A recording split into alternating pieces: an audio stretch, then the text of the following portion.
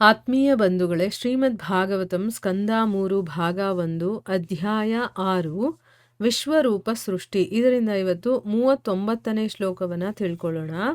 ಶ್ಲೋಕ 39. ಅಥೋ ಭಗವತೋ ಮಾಯಾ ಮಾಯಿನಾಮಪಿ ಮೋಹಿನಿ ಯತ್ ಸ್ವಯಂ ಚಾತ್ಮವರ್ತ್ಮಾತ್ಮ ನ ವೇದ ಕಿಮು ತಾಪರೆ. ಅನುವಾದ: ದೇವೋತ್ತಮ ಪರಮಪುರುಷನ ಆಶ್ಚರ್ಯಕರ ಶಕ್ತಿಯು ಐಂದ್ರಜಾಲಿಕರಿಗೂ ದಿಗ್ಭ್ರಮೆಯನ್ನುಂಟು ಮಾಡುತ್ತದೆ. ಅಂತಹ ಸಂಭಾವ್ಯ ಶಕ್ತಿಯು ಸ್ವಯಂ ಪೂರ್ಣ ಭಗವಂತನಿಗೂ ಗೊತ್ತಿಲ್ಲ.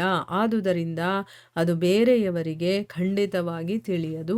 ಇದು ಶ್ಲೋಕ ಮತ್ತೆ ಅದರ ಅನುವಾದ. ಈಗ ಭಾವಾರ್ಥದ ಮೂಲಕ ನಾವು ಇದರ ಅರ್ಥವನ್ನು ತಿಳ್ಕೊಳ್ಳೋದಕ್ಕೆ ಪ್ರಯತ್ನ ಮಾಡೋಣ. ಓದ ಭಾಗದಲ್ಲಿ ನಾವೇನು ತಿಳ್ಕೊಂಡ್ವಿ?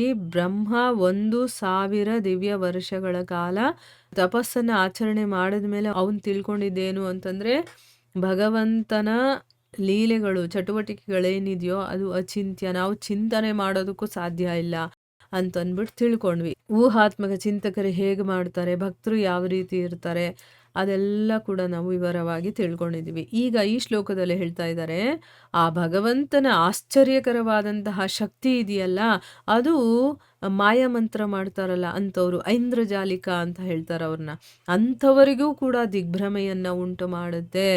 ಅವರೂ ಕೂಡ ಇದನ್ನು ಅರ್ಥ ಮಾಡ್ಕೊಳ್ಳೋಕ್ಕಾಗಲ್ಲ. ಅಂತಹ ಸಂಭಾವ್ಯ ಶಕ್ತಿ ಅನ್ನೋದು ಸ್ವಯಂ ಪೂರ್ಣ ಭಗವಂತನಿಗೂ ಕೂಡ ಗೊತ್ತಿಲ್ಲ. ಅವನ ಶಕ್ತಿಯ ಬಗ್ಗೆ ಅವನಿಗೆ ಗೊತ್ತಿಲ್ಲ ಅಂತ ಹೇಳ್ತಾ ಇದ್ದಾರೆ.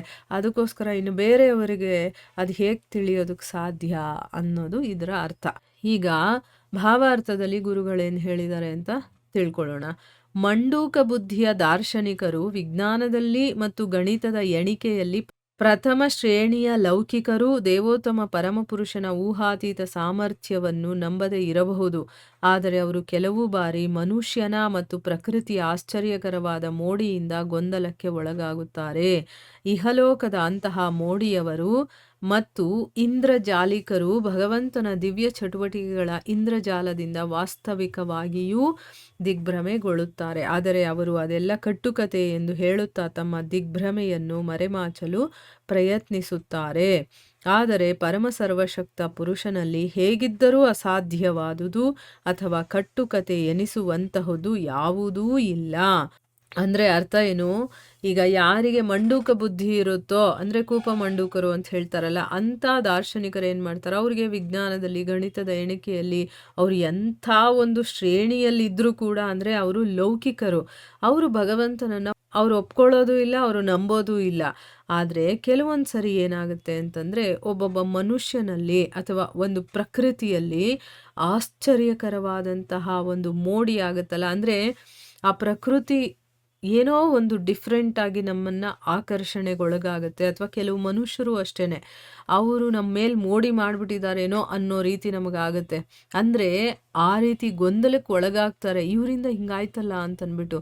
ಅಂದರೆ ಅರ್ಥ ಏನು? ಒಬ್ಬ ಮನುಷ್ಯ ಒಂದು ಪ್ರಕೃತಿಯಿಂದ ಈ ರೀತಿ ಮೋಡಿ ಆಗಿರುವಂಥವ್ರು, ಮತ್ತು ಇಂದ್ರಜಾಲಿಕರು, ಮಾಯಮಾಟ ಮಾಡೋರು ಅಥವಾ ಜಾದೂ ಮಾಡೋರು ಅಂಥವ್ರು ಇರ್ತಾರಲ್ಲ, ಅಂದರೆ ಸಾಮಾನ್ಯ ಒಬ್ಬ ಮನುಷ್ಯ ಮತ್ತು ಈ ಪ್ರಕೃತಿಯಿಂದಾನೇ ಆ ರೀತಿ ಮೋಡಿ ಆದವರು, ಇನ್ನು ಭಗವಂತನ ವಿಷಯದಲ್ಲಿ ಅವನ ಚಟುವಟಿಕೆಗಳು, ಅದರಿಂದ ಕೂಡ ಅವರು ದಿಗ್ಭ್ರಾಂತರಾಗ್ತಾರೆ. ಆದರೆ ಅವರು ಏನು ಹೇಳ್ತಾರೆ ಅಂತಂದರೆ, ಭಗವಂತ ಈಗ ನೋಡಿ, ಏನೂ ಬೇಡ, ಎಕ್ಸಾಂಪಲ್ಗೆ ಚಿಕ್ಕ ಮಗುವಾಗಿದ್ದಾಗ, ತುಂಬ ಪುಟಾಣಿ ಮಗುವಾಗಿದ್ದಾಗ ಕಾಲಿನಿಂದ ಬಂಡಿ ಇರುತ್ತಲ್ಲ, ಎತ್ತಿನ ಬಂಡಿ, ಅದನ್ನು ಕಾಲಿನಿಂದ ಒದ್ಬಿಡುತ್ತ ಮಗು ರಾಕ್ಷಸನನ್ನು ಸಾಯಿಸೋದಕ್ಕೋಸ್ಕರ. ಅದು ಹೇಗೆ ಸಾಧ್ಯ ಆಗುತ್ತೆ? ಒಂದು ಚಿಕ್ಕ ಮಗು ಅಷ್ಟು ದೊಡ್ಡ ಬಂಡಿನ ಒಡೆಯೋದಕ್ಕಾಗತ್ತಾ? ಇಲ್ಲ. ಅದು ಒಂಥರ ನಂಬಕ್ಕೆ ಅಸಾಧ್ಯವಾಗಿರುವಂಥ ಘಟನೆ. ಆಮೇಲೆ ಚಿಕ್ಕ ಕಿರು ಬೆರಳಿನಲ್ಲಿ ಸತತವಾಗಿ 7 ದಿನ ಗೋವರ್ಧನ ಬೆಟ್ಟವನ್ನು ಹಿಡ್ಕೊಂಡಿರೋದು ಅಂತಂದರೆ ಅದು ಸಾಮಾನ್ಯ ವಿಷಯನಾ? ಇಲ್ಲ. ಅಂದರೆ ಇದೆಲ್ಲ ಇಂದ್ರಜಾಲದ ಥರ ಕಾಣಿಸುತ್ತೆ, ದಿಗ್ಭ್ರಮೆಗೊಳ್ತಾರೆ. ಅಂದರೆ ಇದೆಲ್ಲ ದಿವ್ಯವಾದಂತಹ ಚಟುವಟಿಕೆಗಳು, ಅವನಿಗೆ ಅಷ್ಟು ಶಕ್ತಿ ಇದೆ. ಆದರೆ ಇವ್ರೇನು ಮಾಡ್ತಾರೆ, ಅದನ್ನು ಒಪ್ಕೊಳ್ಳೋದಿಲ್ವಲ್ಲ. ಅದಕ್ಕೋಸ್ಕರ ತಮಗಿರುವಂಥ ದಿಗ್ಭ್ರಮೆಯನ್ನು ಕೂಡ ಅವರು ಬಚ್ಚಿಟ್ಕೊಳ್ಳೋದಕ್ಕೆ ನೋಡ್ತಾರೆ. ಓ, ಇದೆಲ್ಲ ಕಟ್ಟುಕತೆ, ಅದೆಲ್ಲ ನಾವು ನಂಬೋದಿಲ್ಲ, ಹಾಗೆ ಹೀಗೆ ಅಂತಂದ್ಬಿಟ್ಟು. ಆದರೆ ಭಗವಂತ ಹೇಗಿದ್ದರೂ ಕೂಡ ಅಸಾಧ್ಯವಾಗಿರುವಂಥದ್ದನ್ನು ಮಾಡುವಂಥವನೇ. ಅವನು ಯಾವುದು ಕೂಡ ಕಟ್ಟುಕತೆ ಅನ್ನುವಂಥದ್ದು ಮಾಡಬೇಕಾಗಿರುವಂಥ ನೆಸೆಸಿಟಿ ಇಲ್ಲ. ಅವನಿಗಿದೆ ಶಕ್ತಿ ಅದು, ಆದರೆ ಒಪ್ಕೊಳ್ಳೋದಕ್ಕೆ ಇವ್ರು ತಯಾರಿಲ್ಲ.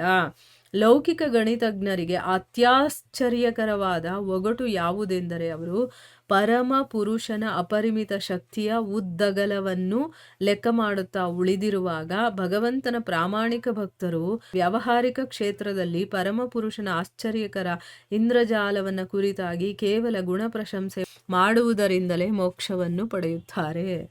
ನೋಡಿ ಎಂಥ ಒಂದು ವಿಚಿತ್ರ ಅಂತ. ಈಗ ನಾರ್ಮಲ್ ಆಗಿರುವಂಥ ಲೌಕಿಕ ಜನರಿರ್ತಾರಲ್ಲ, ಅಂದರೆ ಅವರು ಯಾರು ದೇವರನ್ನ ನಂಬೋದಿಲ್ವೋ ಅಂಥವರು, ಅವರಿಗೆ ಆಶ್ಚರ್ಯಕರವಾಗಿರುವಂಥ ಒಂದು ಒಗಟು ಯಾವುದು ಅಂತಂದರೆ, ಅವರು ಭಗವಂತನ ಅಪರಿಮಿತ ಶಕ್ತಿ ಇರುತ್ತಲ್ಲ, ಅದು ಎಷ್ಟು ಉದ್ದ ಎಷ್ಟು ಅಗಲ ಇದೆ ಅಂತ ಲೆಕ್ಕ ಮಾಡ್ಕೊಂಡಿರ್ತಾರೆ. ಅಂದರೆ ಇದನ್ನು ನಂಬೇಕೋ ಬೇಡವೋ, ಅಥವಾ ಇದು ಹೇಗಿರ್ಬೋದು, ಹಾಗಿರ್ಬೋದಾ ಹೀಗಿರ್ಬೋದಾ ಅಂತೆಲ್ಲ ಅವರು ಏನೋ ಒಂದು ಊಹೆಗಳನ್ನು ಮಾಡ್ಕೊಂಡು ಲೆಕ್ಕಾಚಾರ ಮಾಡ್ಕೊಂಡಿರ್ತಾರೆ. ಆದರೆ ಭಗವಂತನ ಪ್ರಾಮಾಣಿಕ ಭಕ್ತರು ಏನು ಮಾಡ್ತಾರೆ, ವ್ಯಾವಹಾರಿಕ ಕ್ಷೇತ್ರದಲ್ಲಿ ನಡೀತಾ ಇರುವಂತಹ ಭಗವಂತನ ಘಟನೆಗಳಿದೆಯಲ್ಲ, ಅದನ್ನ ಪ್ರಶಂಸೆ ಮಾಡ್ತಾ ಅವ್ರೇನು ಮಾಡ್ತಾರೆ, ಮೋಕ್ಷವನ್ನು ಪಡ್ಕೊಳ್ತಾರೆ. ಭಗವಂತ ಮಾಡಿರೋದನ್ನ ನಂಬ್ತಾರೆ ಅವರು, ಅದರ ಬಗ್ಗೆ ಮಾತಾಡ್ತಾರೆ, ಅದ್ರ ಬಗ್ಗೆ ಹೇಳ್ತಾರೆ, ಅದ್ರ ಬಗ್ಗೆ ಪ್ರಶಂಸೆಗಳನ್ನು ಮಾಡ್ತಾರೆ. ಭಗವಂತ ಹೀಗೆ ಮಾಡ್ದ, ಭಗವಂತ ಹಾಗೆ ಮಾಡ್ದ, ಗೋವರ್ಧನ ಪರ್ವತವನ್ನು ಎತ್ತಿದ್ದಾನೆ ಅಂತ ಅಂದ್ಬಿಟ್ಟು. ಈಗ ಕಥಾ ಪ್ರಸಂಗಗಳೆಲ್ಲ ಏನು, ಭಗವಂತನ ಗುಣಗಳ ವರ್ಣನೆಯನ್ನು ಮಾಡುವಂಥದ್ದು. ಅದನ್ನು ಮಾಡ್ತಾ ಮಾಡ್ತಾನೆ ಅವ್ರೇನು ಮಾಡ್ತಾರೆ, ಮೋಕ್ಷವನ್ನು ಪಡ್ಕೊಂಡ್ಬಿಡ್ತಾರೆ. ಭಗವದ್ ಭಕ್ತರು ಭೋಜನ, ನಿದ್ರೆ, ಕರ್ಮ ಮುಂತಾದ ಪ್ರತಿಯೊಂದರ ಸಂದರ್ಭದಲ್ಲಿ ಸಂಪರ್ಕಕ್ಕೆ ಬರುವ ಪ್ರತಿಯೊಂದರಲ್ಲಿಯೂ ಆಶ್ಚರ್ಯಕರ ನೈಪುಣ್ಯವನ್ನು ಕಾಣುತ್ತಾರೆ. ಅಂದರೆ ಈ ಭಗವದ್ ಭಕ್ತರ ಕ್ವಾಲಿಟಿ ಏನು, ಅವ್ರು ಹೇಗೆ ಇದನ್ನು ಮಾಡ್ತಾರೆ, ಹೇಗೆ ಅವರು ಭಗವಂತನನ್ನು ನೋಡ್ತಾರೆ ಅಂದರೆ, ಅವರು ಊಟ ಮಾಡಲಿ, ನಿದ್ರೆ ಮಾಡಲಿ, ಕೆಲಸ ಮಾಡಲಿ, ಏನಾದರೂ ಮಾಡ್ತಾ ಇದ್ದಾಗ ಏನಾದರೂ ಒಂದು ಸಂಪರ್ಕಕ್ಕೆ ಬರುತ್ತಲ್ವ, ಏನಾದರೂ ಒಂದು ಘಟನೆ ಬರುತ್ತೆ, ವಸ್ತುಗಳು, ವ್ಯಕ್ತಿಗಳು ಏನಾದರೂ ಬರಲಿ, ಪ್ರತಿಯೊಂದರಲ್ಲೂ ಕೂಡ ಆಶ್ಚರ್ಯಕರವಾಗಿರುವಂಥ ನಿಪುಣತೆಯನ್ನು ನೋಡ್ತಾರೆ. ಏನು ಹಾಗಂದರೆ, ಈಗ ಒಂದು ಎಕ್ಸಾಂಪಲ್ ಕೊಡ್ತಾರೆ ನೋಡಿ, ಅದರಿಂದ ನಮ್ಗೆ ಅರ್ಥ ಆಗುತ್ತೆ. ಈಗ ಒಂದು ಚಿಕ್ಕ ಆಲದ ಹಣ್ಣು ಅಂತ ಇಟ್ಕೊಳ್ಳಿ, ಆಲದ ಮರದ ಒಂದು ಹಣ್ಣು ಇರುತ್ತಲ್ಲ, ಅದರಲ್ಲಿ ಒಂದಲ್ಲ ಸಾವಿರಾರು ಬೀಜಗಳಿರುತ್ತೆ. ಪ್ರತಿಯೊಂದು ಬೀಜನೂ ಕೂಡ ಇನ್ನೊಂದು ಮರದ ಸೃಷ್ಟಿಯ ಶಕ್ತಿಯನ್ನು ಧರಿಸಿರುತ್ತೆ ಅಲ್ವಾ. ಈಗ ನಮಗೆ ಗೊತ್ತು, ಆಲದ ಮರ ಗೊತ್ತು, ಅದರ ಒಂದು ಹಣ್ಣು ಗೊತ್ತು, ಅದರಲ್ಲಿ ಎಷ್ಟೊಂದು ಬೀಜ ಇರೋದು ಗೊತ್ತು. ಒಂದೊಂದು ಬೀಜ ಕೂಡ ಮರ ಆದರೆ ಅದು ಇನ್ನೂ ಬೇಕಾದಷ್ಟು ಮರಗಳನ್ನು ಸೃಷ್ಟಿ ಮಾಡುತ್ತೆ. ಅಂದರೆ ಆ ಮರ ಮತ್ತೆ ಲಕ್ಷಾಂತರ ಹಣ್ಣುಗಳಾಗುವಂಥ ಶಕ್ತಿಯನ್ನು ಅದು ಹೊಂದಿರುತ್ತೆ. ಹೀಗೆ ಮರಗಳು ಮತ್ತು ಬೀಜಗಳು ಭಕ್ತರನ್ನ ಭಗವಂತನ ಚಟುವಟಿಕೆಗಳ ಧ್ಯಾನದಲ್ಲಿ ತೊಡಗುವಂತೆ ಮಾಡುತ್ತದೆ. ನೋಡಿ, ಕಣ್ಮುಚ್ಕೊಂಡು ಭಗವಂತನನ್ನ ಧ್ಯಾನ ಮಾಡಬೇಕು ಅಂತಾನೇ ಏನಿಲ್ಲ. ನಾವು ಏನೇನನ್ನ ನೋಡ್ತಾ ಇರ್ತೀವೋ ಅದರಲ್ಲಿ ಸೂಕ್ಷ್ಮವಾಗಿ ಗಮನಿಸಿದಾಗ ಭಗವಂತ ವಿಶೇಷತೆಯನ್ನು ಇಟ್ಟಿರ್ತಾನೆ. ಆ ಭಗವಂತನ ಚಟುವಟಿಕೆಗಳು ನಮಗೆ ಗೊತ್ತಾಗತ್ತೆ. ನೋಡಿ, ಈಗ ಒಂದು ಮರ ನೋಡಿದ್ವಿ, ಅದರಲ್ಲಿ ಜೀವ ಇದೆ. ಹೇಗೆ ಬೆಳೆಯುತ್ತದು? ಒಂದು ಚಿಕ್ಕ ಬೀಜದಿಂದ ಬೆಳೆಯುತ್ತೆ. ಬೀಜವನ್ನು ನೆಡ್ತೀವಿ, ಅದು ಮೊಳಕೆ ಹೊಡೆಯುತ್ತೆ, ಮೊಳಕೆಯಿಂದ ಸಣ್ಣ ಒಂದು ಗಿಡ ಆಗುತ್ತೆ, ಮರ ಆಗುತ್ತೆ, ಅದರಿಂದ ಮತ್ತೆಷ್ಟೋ ಕಾಯಿಗಳು ಬಿಡುತ್ತೆ, ಅದು ಹಣ್ಣಾಗಿ ಕೆಳಗಡೆ ಬಿದ್ದು ಅದರಿಂದ ಬೀಜ ಬಂದು ಅದರಿಂದ ಮತ್ತೆ ಸಾವಿರಾರು ವೃಕ್ಷಗಳಾಗುತ್ತೆ. ಈಗ ಒಂದು ಪಕ್ಷಿಯನ್ನು ನೋಡ್ತೀವಿ, ಅದರ ಸೂಕ್ಷ್ಮತೆಯನ್ನು ಗಮನಿಸಿದಾಗ ಭಗವಂತನ ಶಕ್ತಿ ಅದರಲ್ಲಿ ಇರೋದು ಗೊತ್ತಾಗುತ್ತೆ. ಈಗ ನಾವು ಅಷ್ಟೇ, ಮನುಷ್ಯರು ನಮ್ಮ ಹೊಟ್ಟೆಲಿ ಒಂದು ಮಗು ಹುಟ್ಟಬೇಕು ಅಂತ ಇದ್ದರೆ ಅದು ಎಷ್ಟು ವಿಚಿತ್ರವಾಗಿ ನಡೆಯುತ್ತಾ ಕಾರ್ಯ, ಅದ್ರ ಹಿಂದೆ ಭಗವಂತನ ಶಕ್ತಿ ಇದೆ ಅಂತ ನಮಗೆ ಗೊತ್ತಾಗಿರುತ್ತಲ್ವ. ಅಂದರೆ ಆ ಶಕ್ತಿಗಳನ್ನೆಲ್ಲ ಇಟ್ಟಿರೋನು ಯಾರು? ಭಗವಂತ. ಆ ರೀತಿ ಭಗವಂತನ ಚಟುವಟಿಕೆಗಳ ಧ್ಯಾನದಲ್ಲೂ ಕೂಡ ನಾವು ತೊಡಗಬಹುದು. ಅಂದರೆ ಭಕ್ತರೆಲ್ಲ ಮಾಡೋದು ಹಾಗೇನೆ, ಭಗವಂತನನ್ನು ಎಲ್ಲ ಕಡೆ ನೋಡ್ತಾರೆ, ಎಲ್ಲ ರೀತಿಯಲ್ಲಿ ಅವರು ಅದನ್ನು ಅಬ್ಸರ್ವ್ ಮಾಡ್ತಾ ಇರ್ತಾರೆ. ಆದರೆ ಲೌಕಿಕ ತಾರ್ಕಿಕರು ಇಹ ಪರಗಳೆರಡರಲ್ಲಿಯೂ ನಿಷ್ಫಲವಾದ ಶುಷ್ಕ ಊಹಾತ್ಮಕ ಚಿಂತನೆಯಲ್ಲಿ ಮತ್ತು ಮಾನಸಿಕ ಕಲ್ಪನಾ ಸೃಷ್ಟಿಯಲ್ಲಿ ವ್ಯರ್ಥವಾಗಿ ಕಾಲಹರಣ ಮಾಡುತ್ತಾರೆ. ನೋಡಿ, ಭಕ್ತ ಈ ರೀತಿ ಅವನು ತನ್ನ ಜೀವನವನ್ನು ಸಾರ್ಥಕತೆ ಪಡಿಸ್ಕೊಳ್ತಾ ಇರ್ತಾನೆ, ಎಲ್ಲ ಕಡೆ ಭಗವಂತನನ್ನು ನೋಡ್ತಿರ್ತಾನೆ, ಅವನ ಬಗ್ಗೆನೇ ಯೋಚನೆ ಮಾಡ್ತಿರ್ತಾನೆ, ಅದರಲ್ಲಿ ಖುಷಿ ಪಡ್ತಾ ಇರ್ತಾನೆ. ಆದರೆ ಊಹಾತ್ಮಕ ಚಿಂತನೆಯಲ್ಲಿರೋನು ಬರೀ ಅವನು ಕಲ್ಪನೆಯಲ್ಲೇ ಇರ್ತಾನೆ, ಆದರೆ ಅವನು ವ್ಯರ್ಥವಾಗಿ ತನ್ನ ಜೀವನವನ್ನು ಹಾಳು ಮಾಡ್ಕೊಳ್ತಾ ಇರ್ತಾನೆ ಅಂತಂದ್ಬಿಟ್ಟು ಇಲ್ಲಿ ಹೇಳ್ತಾ ಇದ್ದಾರೆ. ಊಹಾತ್ಮಕ ಚಿಂತನೆಯಲ್ಲಿ ಅವರಿಗೆ ಅಭಿಮಾನವಿದ್ದರೂ ಅವರು ಆಲದ ಮರದ ಸರಳ ಸಾಮರ್ಥ್ಯದ ಚಟುವಟಿಕೆಗಳನ್ನು ಬೆಲೆ ಕಟ್ಟಲಾರರು. ಅಂತಹ ತಾರ್ಕಿಕರು ನಿರಂತರವೂ ಬಾಹ್ಯ ವಿಚಾರದಲ್ಲೇ ಉಳಿಯುವ ದುರದೃಷ್ಟದ ದರಿದ್ರಾತ್ಮರು. ಅಂದರೆ ಊಹಾತ್ಮಕ ಚಿಂತನೆಯಲ್ಲಿರೋರು ಸುಮ್ಮನೆ ಸಮಯವನ್ನು ವ್ಯರ್ಥವಾಗಿ ಕಳೀತಾ ಇದ್ದಾರೆ. ಅವ್ರಿಗೆ ಇಲ್ಲೂ ಸಿಗಲ್ಲ ಅಲ್ಲೂ ಸಿಗಲ್ಲ ಅಂತ ಅರ್ಥ.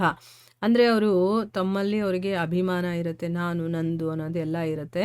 ಆದರೆ ಆ ಆಲದ ಮರದಲ್ಲಿ ನಡೆಯುವಂತಹ ಒಂದು ಚಟುವಟಿಕೆ ಇದೆಯಲ್ಲ, ಅದಕ್ಕೆ ಬೆಲೆ ಕೂಡ ಕಟ್ಟಕ್ಕಾಗಲ್ಲ. ಅಂತಹ ತಾರ್ಕಿಕರು ಯಾವಾಗಲೂ ಬರೀ ಹೊರಗಿನ ವಿಚಾರದಲ್ಲೇ ಉಳಿತಾರೆ. ಅಂದರೆ ಅವರನ್ನು ಇಲ್ಲಿ ಗುರುಗಳು ದುರದೃಷ್ಟವಂತರು, ದರಿದ್ರರು ಅಂತ ಕರೀತಾ ಇದ್ದಾರೆ.